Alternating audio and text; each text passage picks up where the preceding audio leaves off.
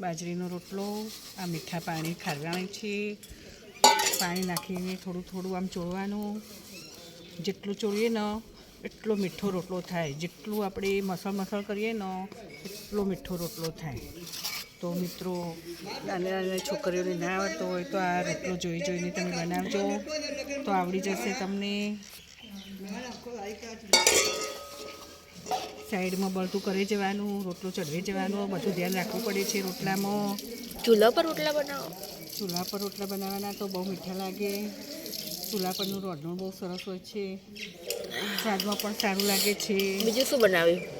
બીજું આજે તો લસણ અને ડુંગળી અને મેથી બધી મિક્સ કઢી બનાવી છે. મરચાં નાખી, મીઠો લીમડો નાખીને સરસ મેથી બનાવી, કઢી બનાવી.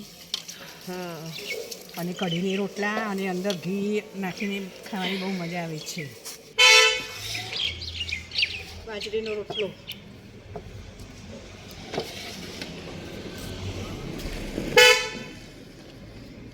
આમ ગોળ ગોળ કરી દેવાનું. તમારે જેવડો હાથ હોય એટલો લોટ લેવાનો.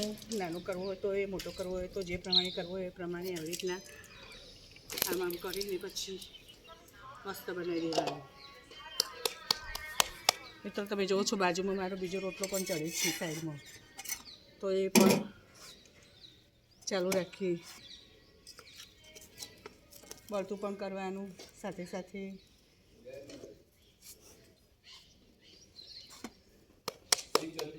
હવે છે ને હું રોટલો ઘડું છું, તો તમે જોઈને કેવી રીતના ઘડું છું એ તમે પણ જોઈ લેજો.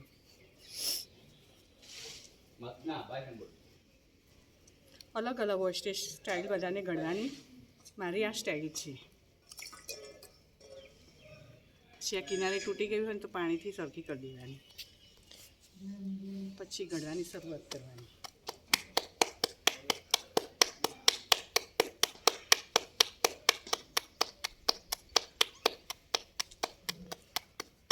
સાઈડમાં રોટલો ચડી જાય છે એ હવે આપણે વાળી દઈશું. આ રોટલો ચડતા આ રોટલો પણ ઘડાઈ જવો જોઈએ.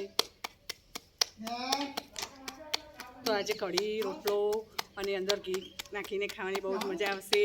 જોડે સાસ હશે, જીગોળો હશે, મરચાંનું અથાણું હશે. દેશી રોટલા અને કઢી ખાવાની બહુ જ મજા આવશે. હજુ તો રોટલો કાચો હો, બરોબર ચડવો પડશે. પોઝ કરી દીધી. મિત્રો, રોટલો ઘડાઈ ગયો છે. આ રોટલો ચડી ગયો છે, તમે જોઈ શકો છો.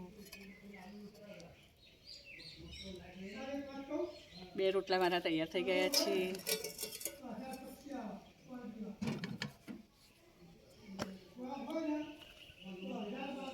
હવે થોડું ચડે એટલે એને વાળી દેવાનું.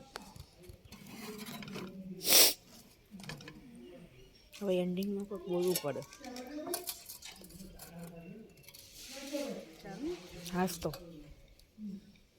મિત્રો, તમારે રોટલા શીખવા હોય તો મારો આ વિડીયો જોઈને તમે ચોક્કસ શીખજો. નાની બાળાઓને તો ચોક્કસ શીખવાની જરૂર છે. અત્યારે રોટલી ખાવાથી તો ડાયાબિટીસ થઈ જાય છે અને ઘણા બધા રોગો થઈ જાય છે, મેદસ્વીતા વધી જાય છે. તો બાજરીનો રોટલો શિયાળામાં તો બહુ પૌષ્ટિક આહાર છે. તો તમે પણ બાજરીનો રોટલો, કઢી, શાક, ઓળો એ બધું શિયાળામાં ખાજો. અને મારો વિડીયો ગમે તો લાઈક કરજો, શેર કરજો અને સબસ્ક્રાઈબ કરજો. જય માતાજી.